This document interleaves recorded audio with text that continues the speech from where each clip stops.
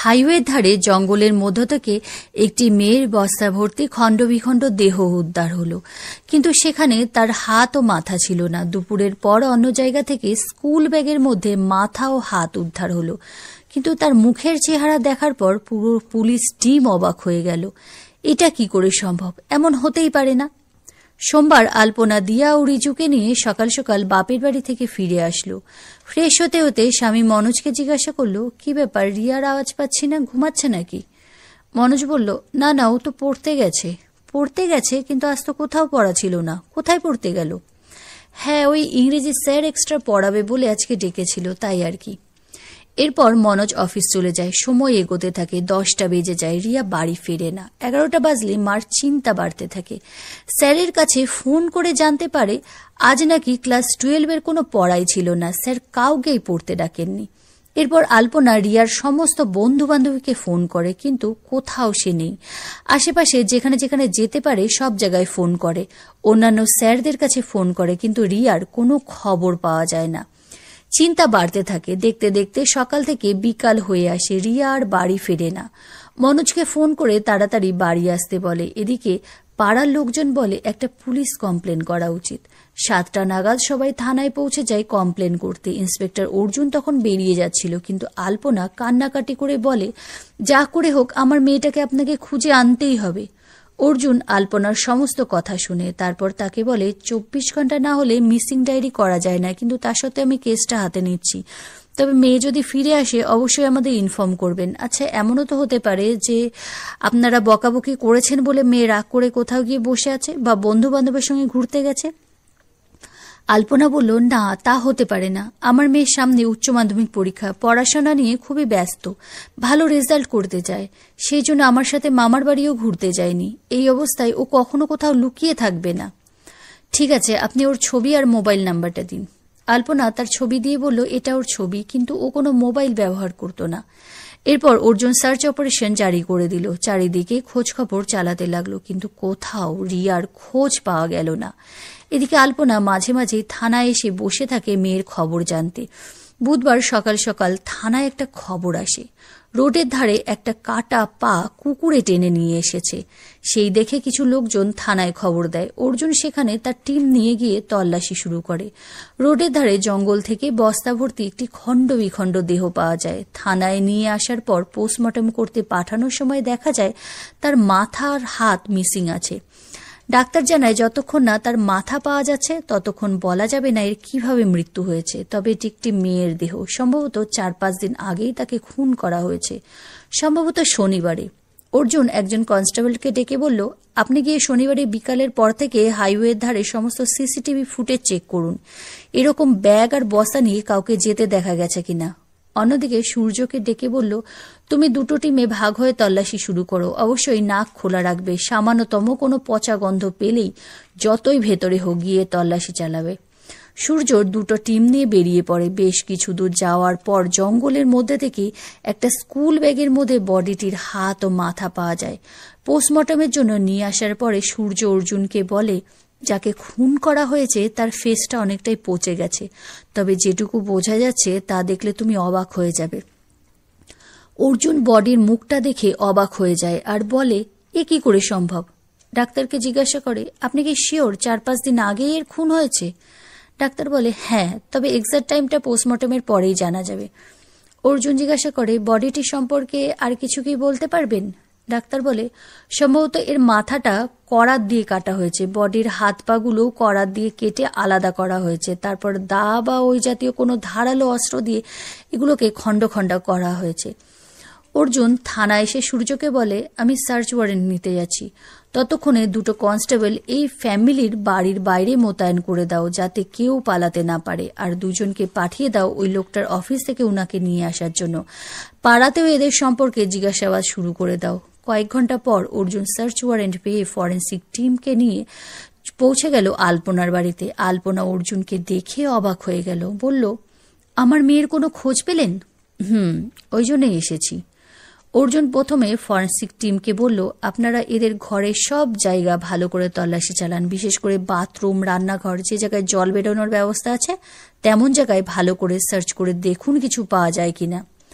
আলপনা অবাক হয়ে গেল, বলল, এসব কি হচ্ছে, আপনারা কি করছেন, একটু বলবেন আমাকে? অর্জুন বলল, ম্যাডাম আপনি এখানে বসুন, আপনার সাথে কিছু কথা জানার আছে। প্রথমে একটা স্কুল ব্যাগের ছবি দেখিয়ে বলল, দেখুন তো এই ব্যাগটা কি আপনি চেনেন? হ্যাঁ, এটা তো আমার মেয়ের ব্যাগ, এটা নিয়ে ও পড়তে যেত, স্কুলে যেত, আপনারা কোথায় পেলেন? পরে বলছি। আচ্ছা ম্যাডাম, আপনার সাথে আপনার মেয়ের শেষ কবে দেখা হয়? আলপনা বলে, দেখা বলতে আমি শনিবার দিন সকালবেলা বাপের বাড়ি গেছিলাম তখন, তারপর সোমবার সকালে আসি, তখন মেয়ে তো পড়তে বেরিয়ে গেছিল, তারপর ওর সাথে আর আমার দেখা হয়নি। অর্জুন জিজ্ঞাসা করে, আপনি শনিবারে বাপের বাড়ি গেলেন, তারপর মেয়ের সাথে ফোনে কথা হয়েছিল? হ্যাঁ, আমি পৌঁছে ফোন করেছিলাম, তখন কথা হয়েছিল। তারপরে তারপরে কি আর কথা হয়েছে? না, তারপরে আর কথা হয়নি। আচ্ছা, আপনার হাজবেন্ডের সঙ্গে আপনার মেয়ের সম্পর্ক কেমন? বাবা মেয়ের সম্পর্ক যেমন হয় তেমন। কিন্তু আমরা তো জানতে পেরেছি আপনার হাজবেন্ড ওর বায়োলজিক্যাল ফাদার নয়, ও আপনার প্রথম হাজবেন্ডের মেয়ে। হ্যাঁ, তাতে কি হয়েছে? প্রথম হাজবেন্ডের সঙ্গে আমার ডিভোর্স হয়েছিল, তারপর যখন আমার মেয়ের বয়স 9 বছর তখন মনোজের সাথে আমার বিয়ে হয়। দিয়া মনোজের প্রথম স্ত্রীর মেয়ে, মাত্র 2 দিন বয়সেই ওর মা মারা যায়, তখন আমাদের দুজনের বিয়ে হয়, তারপর আমাদের এই ছেলে। এবার অর্জুন বলল, কিন্তু আমরা তো পাড়ার লোকের কাছে জানতে পেরেছি যে বাবা মেয়ের মধ্যে মাঝে মাঝে খুব ঝগড়া হতো। হ্যাঁ, সে তো অনেক বাড়িতেই হয়, তাতে কি হয়েছে? না, তাতে কিছু হয়নি। আপনার ঘরে করাত আছে আর দা বা ওই জাতীয় কোনো ধারালো অস্ত্র? হ্যাঁ, আছে তো। ঠিক আছে, আমাদের সেগুলো একটু দেখিয়ে দিন কোথায় আছে। এরপর ফরেন্সিক টিমের একজন এসে বলল, অর্জুন দেখবে চলো বাথরুমের অবস্থা। বাথরুমে যাওয়ার পর অর্জুনকে বলল, এখানে দেয়ালে অনেক রক্তের ছিটা ছিল, সেগুলো ধুয়ে ফেলার চেষ্টা করা হয়েছে। মেঝেতেও সম্ভবত ছিল, কিন্তু বারবার জল ব্যবহার করে, সেগুলো এখন বোঝা যাচ্ছে না। আর বাথরুমে মেঝের এই জায়গাটা দেখো, এখানে মনে হচ্ছে কিছু কাটা হয়েছে, মেঝেতে দাগ পড়ে গেছে। এরপর দুজন কনস্টেবল এসে বলল, স্যার বাড়ির পেছনে একটা জায়গায় কিছু কাপড় পুড়িয়ে ফেলার চেষ্টা করেছে, আর একটা বড় পাথর পাওয়া গেছে যার মধ্যে রক্তের দাগ লেগে রয়েছে, মনে হচ্ছে ওটার ওপর রেখে কোনো জিনিস কাটা হয়েছে। ফরেন্সিক টিম চলে গেল সেগুলো কালেক্ট করতে। এরপর আলপনা বলল, এসব কি হচ্ছে, আমি কিছুই বুঝতে পারছি না। সব বুঝতে পারবেন, আপনার হাজবেন্ডকেও নিয়ে আসার ব্যবস্থা করা হয়েছে। আচ্ছা, তার আগে বলুন তো, আপনি যে বাপের বাড়ি গেলেন, আপনার বড় মেয়ে কেন গেল না? আসলে ওর সামনে উচ্চ মাধ্যমিক পরীক্ষা, ও পড়াশোনা নিয়ে খুবই ব্যস্ত থাকে, তাই জন্যই যায়নি। আর তাছাড়া সেদিন বিকালে বাংলা স্যারের পড়ার ব্যাচে একটা পরীক্ষা নেওয়ার কথাও ছিল। অর্জুন বলল, তা বিকালে কি আপনার মেয়ে পড়তে গেছিল? জেনেছেন স্যারের কাছে? এখনই সেই স্যারকে একটু ফোন করুন তো, আর ফোনটা স্পিকারে দেবেন। আলপনা স্যারের কাছে ফোন করে জানতে চাইল শনিবারে রিয়া পড়তে গেছে কিনা। স্যার বলল, না তো, পড়তে আসেনি, আমি তো আপনাকে কল করেছিলাম কিন্তু কলটা ঢুকলো না, তারপর ওর বাবাকে ফোন করলাম, উনি বললেন ওর নাকি শরীরটা একটু খারাপ, তাই আসতে পারেনি। এবার অর্জুন আলপনাকে নিয়ে থানায় চলে গেল। সেখানে আগে থেকেই তার স্বামী মনোজ উপস্থিত ছিল। মনোজকে বলল, আপনি কি নিজেই সব স্বীকার করবেন নাকি আমরা অন্য ব্যবস্থা নেব? মনোজ বলল, কি স্বীকার করব, আমি তো কিছুই বুঝতে পারছি না, আমাকে এখানে এভাবেই বা কেন আনলেন? অর্জুন বলল, আমি সব বুঝাচ্ছি। আজ হাইওয়ের পাশে জঙ্গল থেকে একটা খণ্ডবিখণ্ড দেহ পাওয়া গেছে, আর সেটা হলো আপনার মেয়ে রিয়ার বডি। তার মৃত্যু হয়েছে 4-5 দিন আগে, সম্ভবত শনিবারে। তাহলে সে যদি শনিবারেই মারা যায়, সোমবার সকালে সে পড়তে গিয়ে কি করে নিখোঁজ হয়, একটু বোঝাবেন?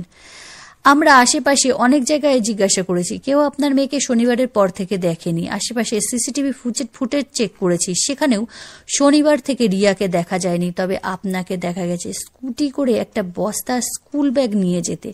বাড়ির কাছে সিসি ক্যামেরাতে আপনাকে দেখা যায়নি, তবে রোডের ধারে বেশ কিছু সিসি ক্যামেরায় আপনাকে দেখা গেছে। তাছাড়া রবিবার দিন আপনি পাশের হোটেল থেকে খাবার অর্ডার করেছিলেন দুপুর ও রাতের জন্য, কিন্তু সেটা একজনের জন্য।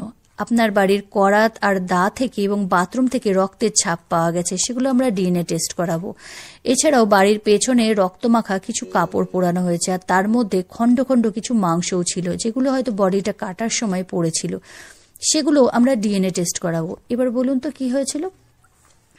টানা জিজ্ঞাসাবাদের পর মনোজ ভেঙে পড়তে শুরু করে। অবশেষে স্বীকার করে কাজটা সেই করেছে। সে বলতে শুরু করলো, ও প্রায় আমার সঙ্গে মুখে মুখে তর্ক করত। সেদিনকে আলপনা 2 ছেলে মেয়েকে ওর বাপের বাড়ি নিয়ে চলে গেল। রিয়া বাড়িতেই ছিল। দুপুরবেলা ও বসে পড়ছিল, আমি খাওয়ার জন্য ওকে ডাকতে যাই, কিন্তু পড়া ছেড়ে উঠে আসতে চাইছিল না। তারপর আমাদের মধ্যে কথা কাটাকাটি শুরু হয়ে যায়। আমি ওকে একটা চড় মারি ভীষণ জোরে, ও ঘুরে বিছানায় পড়ে যায়। আমি ঘর থেকে বেরিয়ে যাই। অনেকক্ষণ পরে আবার এসে ঘরে ঢুকে বকাবকি শুরু করি, কিন্তু ও সাড়া দিচ্ছিল না। তারপর যখন ওর কাছে গেলাম বুঝলাম ও মারা গেছে। চটটা হয়তো এমনভাবেই লেগেছিল যার জন্য ও মারা যায়। তখন আমি কি করব বুঝতে পারছিলাম না। একবার ভাবছিলাম পুলিশ স্টেশন যাই, কিন্তু ভীষণ ভয়ও করছিল। তারপর অনেক ভাবনা চিন্তা করে সন্ধেবেলা ওর বডিটা খণ্ড খণ্ড করে কেটে শরীর আর পা দুটো বস্তার মধ্যে ভরি, মাথা আর হাত দুটো স্কুল ব্যাগে করে নিয়ে চলে যাই। এদিকে সিসি ক্যামেরা আছে জানতাম, তাই উল্টো দিক দিয়ে যাই। তারপর রোডের ধারে একটা জায়গায় বস্তাটা ফেলি, আর এক জায়গায় ব্যাগটা। ভেবেছিলাম কেউ খুঁজে পাবে না। অর্জুন বলল, যতই সে আপনার মেয়ে না হোক, কিন্তু একটা মেয়ের শরীরকে এইভাবে টুকরো টুকরো কাটতে আপনার হাত কাঁপলো না? জানেন, তার বডিটা কুকুরে ছিঁড়ে খাচ্ছিল। একটা মেয়েকে এইভাবে কাটার পর পরের দিন হোটেল থেকে খাবার এনে খেলেন, গলা দিয়ে খাবারটা নামলো। যা হয়েছিল তা হয়তো ইচ্ছা করে করেননি, কিন্তু এরপর যা করেছেন আপনি, সেই অপরাধের কোনো ক্ষমা হয় না। আপনার কঠিনতম শাস্তি হবে।